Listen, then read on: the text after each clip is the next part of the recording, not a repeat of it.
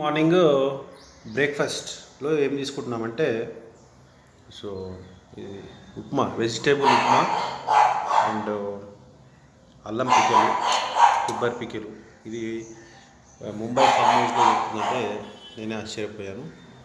And ఇక్కడ వచ్చేసి నువ్వుల పొడి అండ్ ఇది వచ్చేసి కరివేపాకు పొడి పౌడర్స్.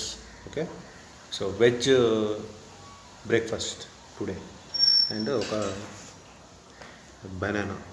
ఓకే, సో అది అండ్ సో ప్రజెంట్ వచ్చేసి మనము ప్రొడక్షన్ హౌస్ పేరు ఇంకా మనం డిసైడ్ అవ్వలేదు.